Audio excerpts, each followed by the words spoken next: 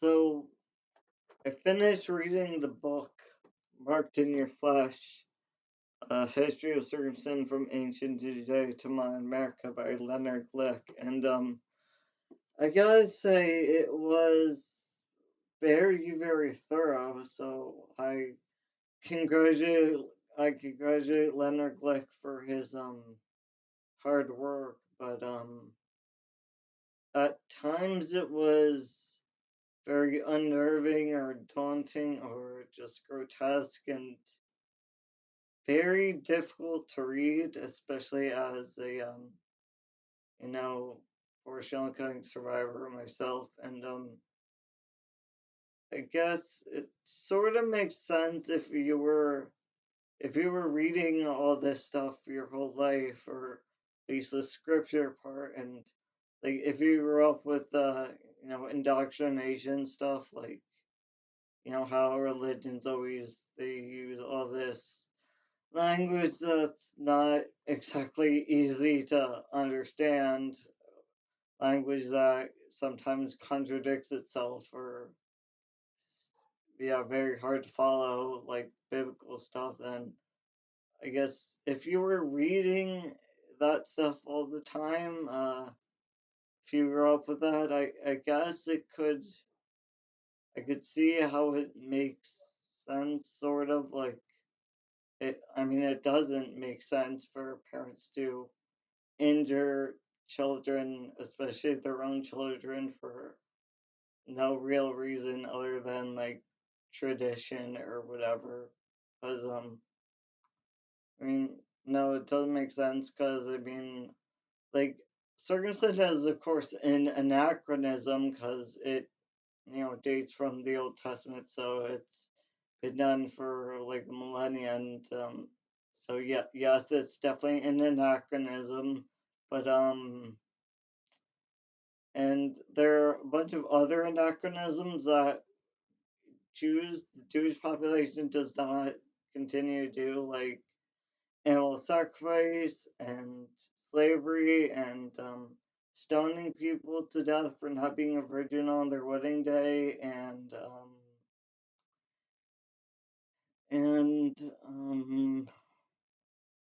what was the other one? Not allowing women to seek divorce from their husbands or to inherit property. That was the status quo during the time of the Old Testament. That was status quo, like slavery and animal sacrifice and all of that. And of course, generation or circumcision was also status quo. Was like everyone did it just because that was just what they did. Like, and also throwing babies into a fire, into an open pit fire as a sacrifice to demons such as Moloch was also like the status quo of the time. And based on my reading, I also discovered that it was also pretty normal for parents to, if they had an illegitimate child or an unwanted child, like usually a female, that they would just abandon them in the desert to just like starve or freeze to death. That was that was just normal back then. Like everyone did that, or if people felt like doing that, that was just normal. And so yeah, we don't do the other anachronisms like animal sacrifice. That's long gone. And not allowing women to seek divorce from their husbands, or to and not allowing them to inherit property. That's been done away with for a long time now. But and stoning people to death for not being a virgin on their wedding day. We stopped doing that a long time ago. And slavery definitely has, well, most people don't do that. I know that unfortunately is a reality in some places, especially like North Korea and parts of China and Russia and Southeast Asia. Is Yeah, slavery does, it does happen. definitely not a good thing. It's illegal. I think in most places, like hopefully everywhere. But so so we don't do slavery anymore or animal sacrifice. So we've gotten rid of all those other anachronisms, but forced genital cutting, I don't know why people feel compelled to repeat. I think I don't know, like three major PTSD symptoms. The three classic PTSD symptoms are one, avoidant behavior, so habitually going out of one's way to avoid any feelings or stimuli associated with trauma. That explains why some circumstance survivors develop a phobia of scissors and knives. Others report recurrent nightmares about the trauma. So that's yeah, avoidant behavior, and they display that. And the other two PTSD symptoms are denial that you were damaged anyway by the trauma. So yeah, most circumcised men definitely they don't recognize that the foreskin had any value. Like even though they've never seen the foreskin, they have absolutely no experience with it, and they don't know what their body felt like before the circumcision because it happened when they were an infant. So yeah, like denial that the injury or the bloodletting or whatever was a bad thing, like because of course no one wants to face the reality that mommy and daddy didn't know what they were doing when they were raising him, or they were coerced into doing something very tribal, brutish, and callous, inhumane, and despicable. No one wants to think that their parents were hoodwinked or that their parents are not or something less than God or like a master or maestro or whatever.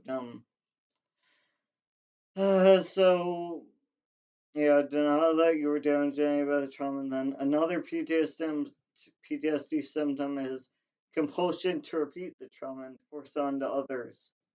So yes, that it's an intergenerational trauma. It's many families they do it for generation after generation, and they just figure, well, this is what my parents did, and this is what their parents did, so it must be right. And I've also heard that reenacting the trauma of circumcision, it reenacts the father's unresolved emotional trauma and allows him to avoid confronting the painful experience, the painful emotions associated with that trauma. So, of course, it's if it causes PTSD, then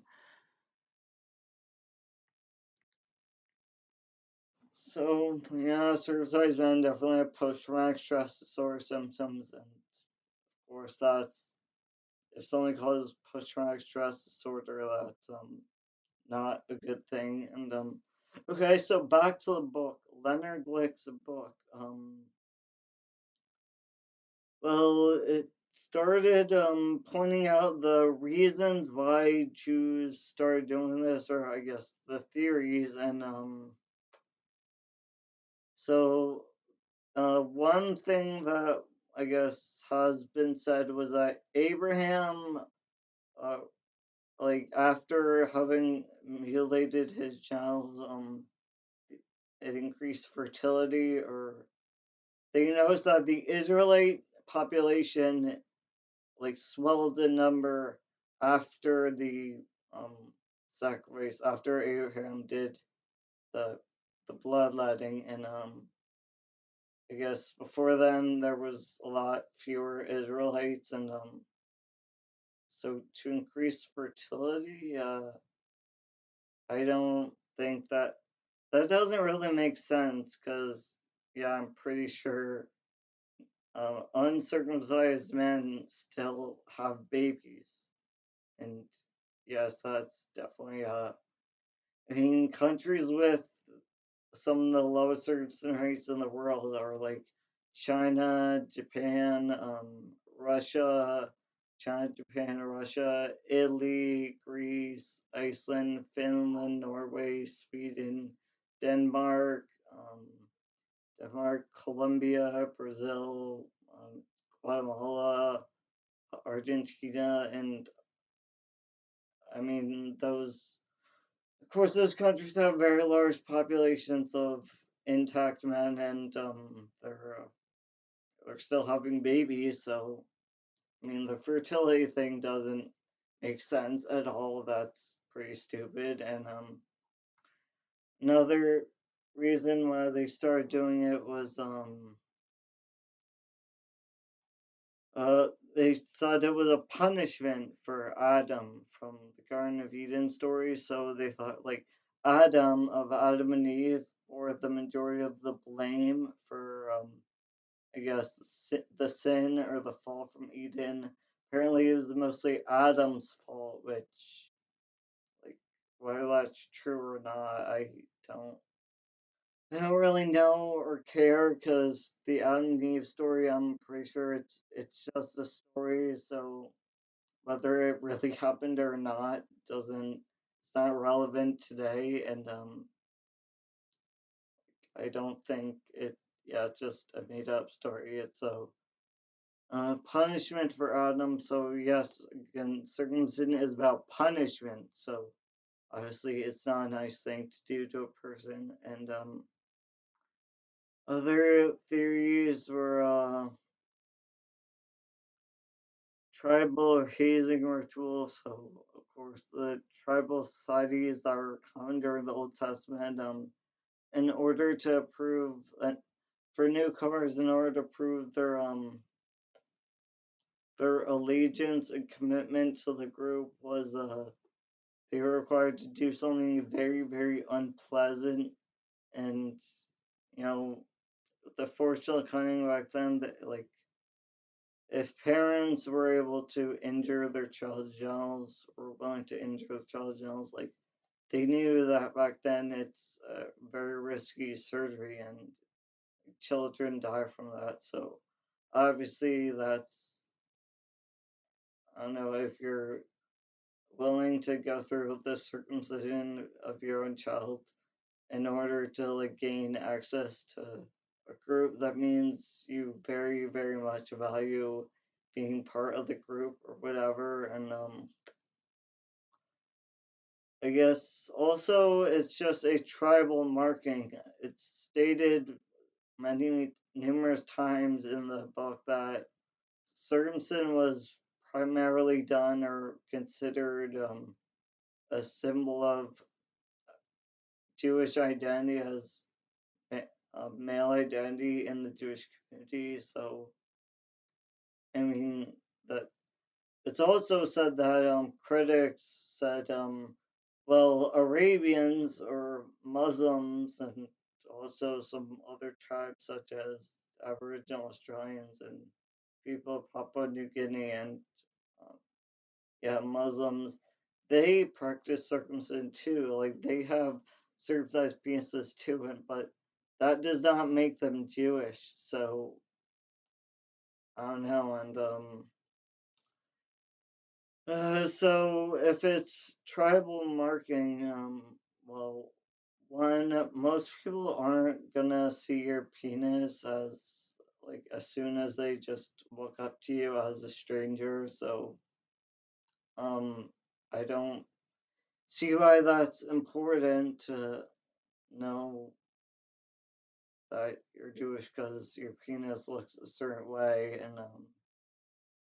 so again, doesn't make sense. It's like a lot of tribes they do these body modifications like lip stretching or a neck extension just because they want people to know at a glance that like they're they belong to a certain tribe or community, and they're not like those people because those people, their necks are long or their lips don't extend a few inches or whatever. And So it's just to know that they belong to a certain tribe, and um,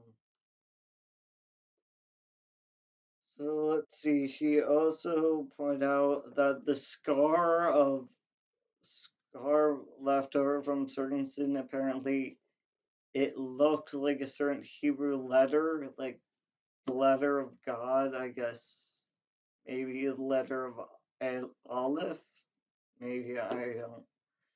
So they thought if a person has the mark of God on their flesh, like if you have the I guess a word of God written onto your body, then that's whatever. It's a soul contract with God, or I mean, during the Middle Ages, also um, certain religious fanatics such as Moses ben Mahdi and Isaac ben Yochai, they were philosophical commentators at the time and also amateur physicians. Because I mean, during the time of the Middle Ages, I guess the people who claimed to be like physicians or doctors or had any medical experience at all, any medical education at all during the Middle Ages, like were they I'm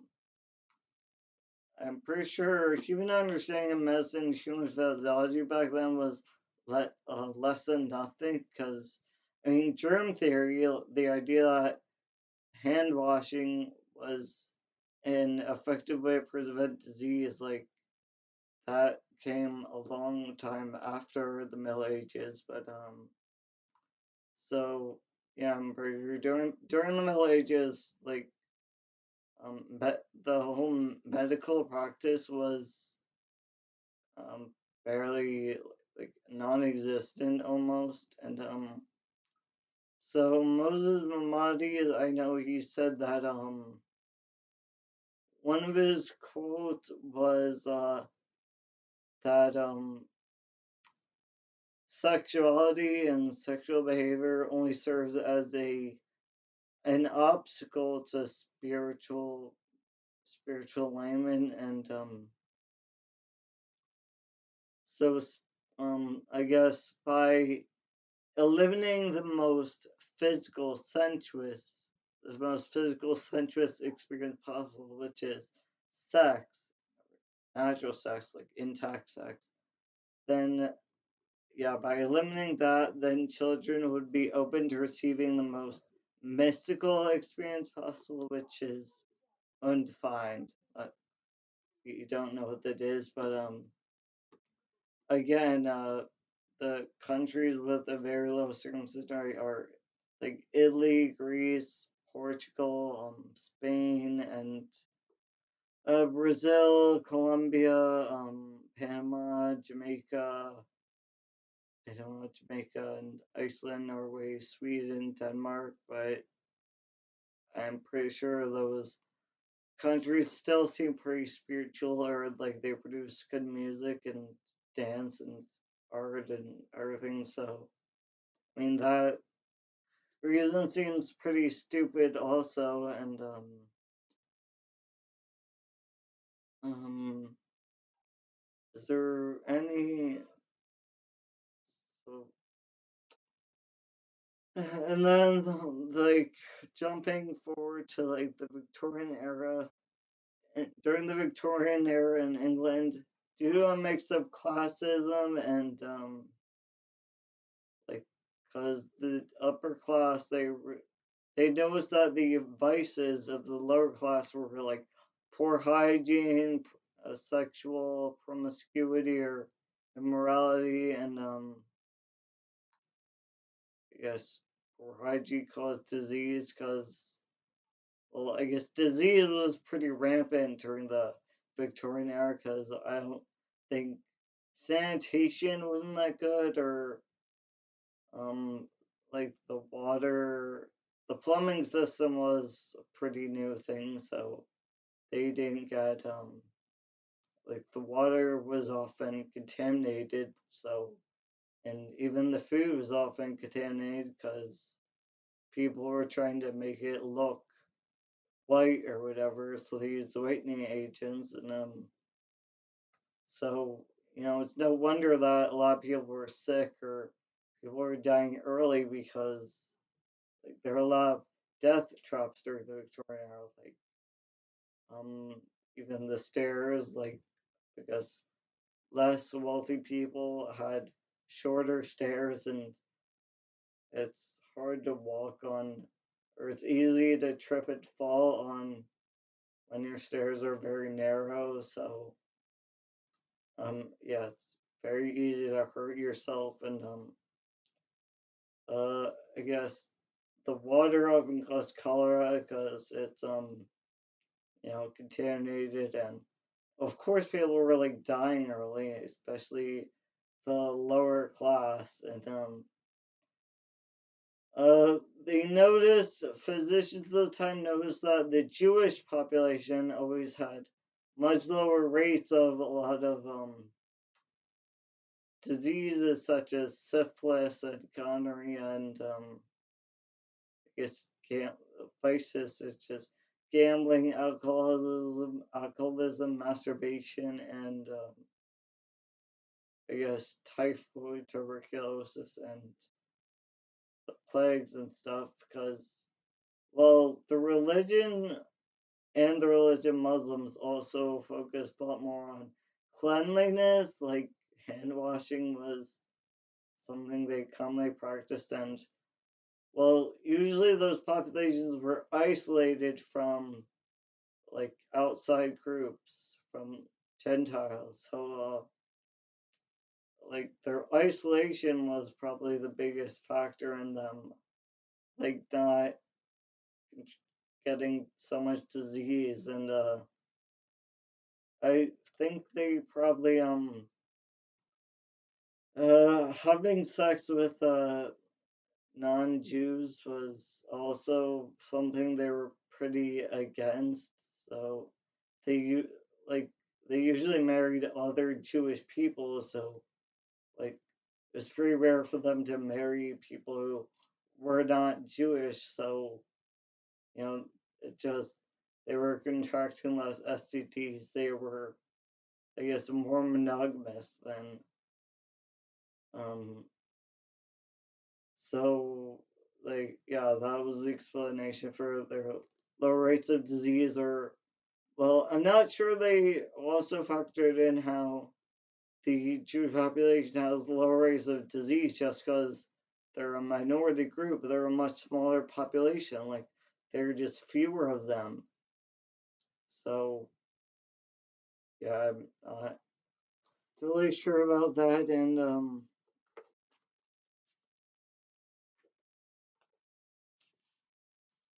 then he goes on to, modern America, like, during the 1900s, like 1920s, 1930s, again, major stereotype was masturbation. They really believe that masturbation caused a bunch of diseases. So, like, it was seen as good to injure children's genitals. Like, I don't know, that would prevent the diseases. And well, actually, the biggest mystery of the time in like the early 1900s was what caused mental illness. Like people who have developmental insanity or psychiatric patients, people who would be locked up in like mental asylums or in mental hospitals, insane asylums.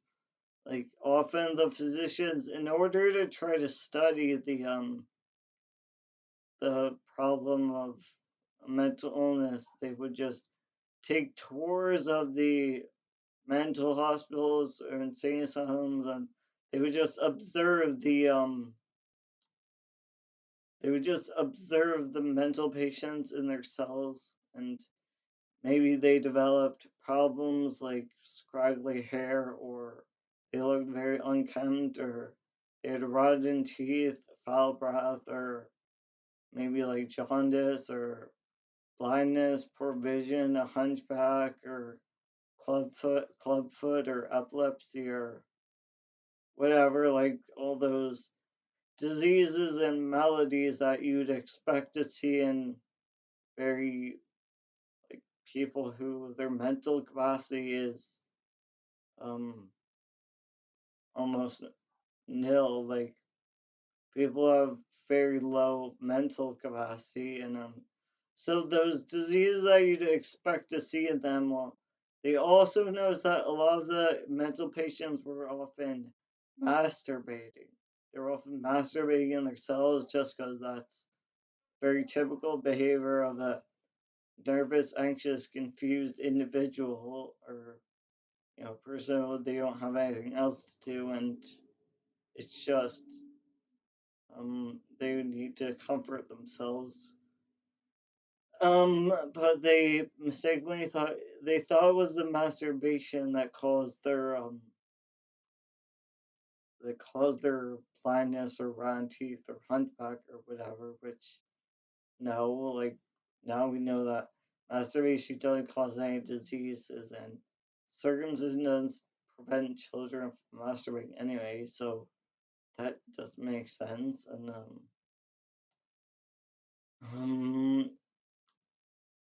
so yeah, the reasons for doing circumcision have evolved through the years. Like they used to say, prevents penile cancer, but again, like breast cancer is far more common among both men and women, and like the people who develop penile cancer, well, they might come from they're likely come from a poor family, a more poor family, and of course, the other risk factors for developing cancer of any type, especially penile cancer, is like poor hygiene, such as homeless men, or yeah, poor hygiene, or coming from low class, or smoking is another big factor, and they didn't factor in those other factors, and well, also during the early 1900s, the women who were giving birth in hospitals were often the richest, like the wealthiest ones. And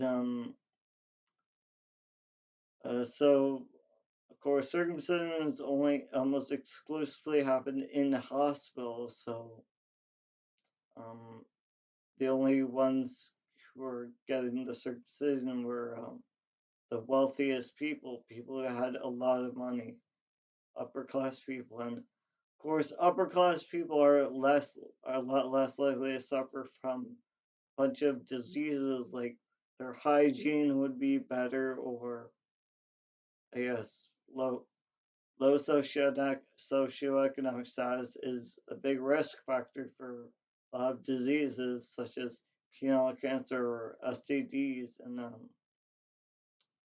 so um and so then he talks about how in modern America, like 1970s, 80s, 90s,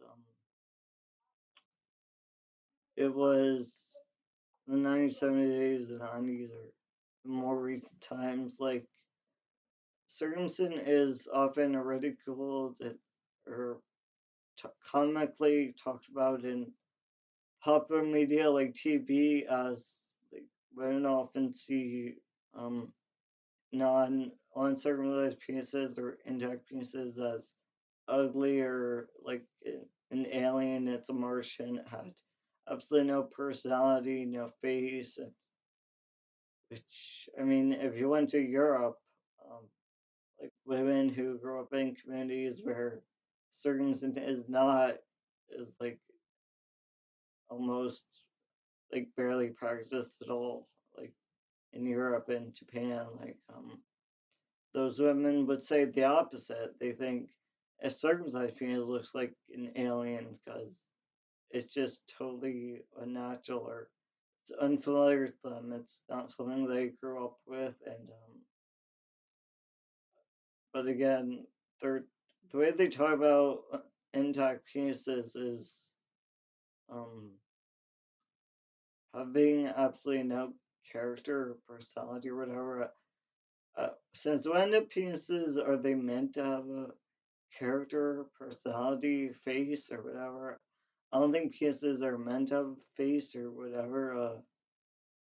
Hopefully you recognize the person the penis is attached to more, but so I don't really know what that's about or yeah. So now I want to read to a short part of the a quote he takes from a sitcom of Seinfeld when during the bris when Kramer is uh um the only voice that's saying it's like the bris would be barbaric and you should not do it. He said, "Don't believe them when they tell you it doesn't hurt. It hurts bad. It hurts really bad. Imagine this will be his first memory of someone yanking the hat off his little man. I know you love your baby, but what kind of perverts would stand idly by while a stranger rips the cover off his 9 iron and then serve a catered lunch?" So I think that's the most realistic thing in this entire book. So that seems a more sensible, salient type of response. And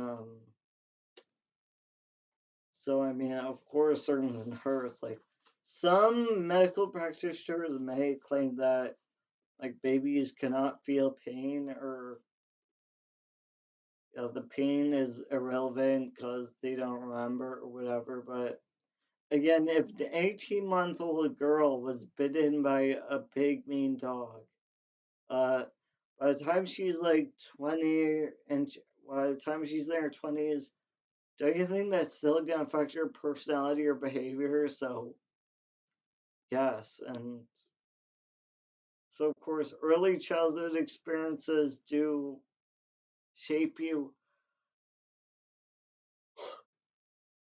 forever, and yeah, it's been said that circumcision fundamentally changes you forever. So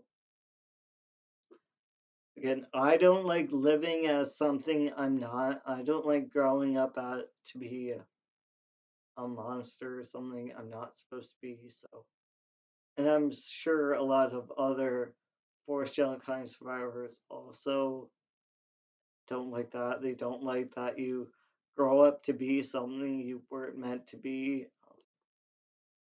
Your brain functions differently now because of something your parents did or something they were coerced into doing by the I guess culture or whatever, the societal pressure, just what was considered normal at the time. And um,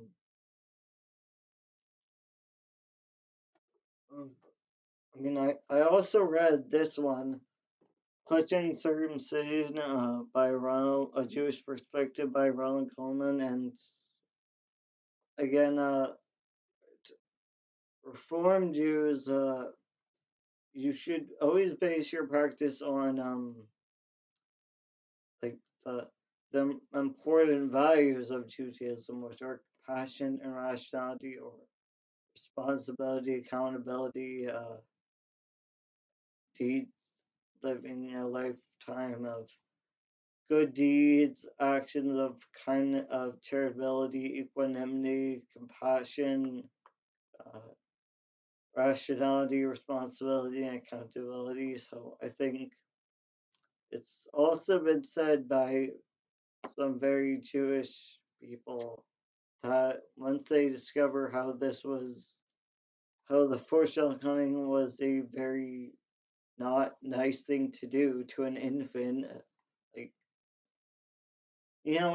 originally circumcision was a replacement for child sacrifice.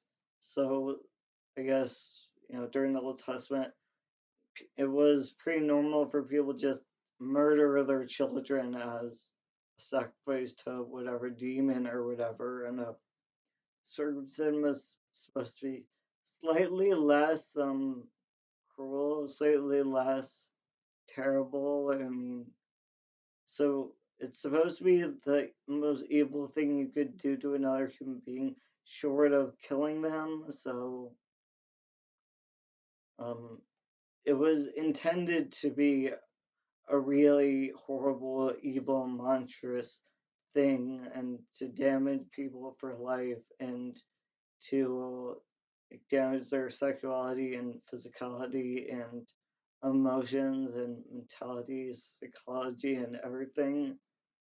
It was intended to cause them feelings of hopelessness, helplessness, powerlessness, and emotional numbing and disruption in sleeping patterns and general anxiety and like feelings of pain, recurrent feelings of pain, and yeah, chronic feelings of grief and depression, and um,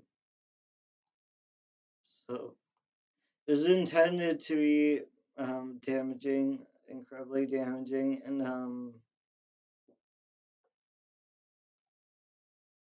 so I guess that's part of the reason why people hate Jews so much. Like, and I think uh, this video has already got long enough. And was there really anything else I want to talk about?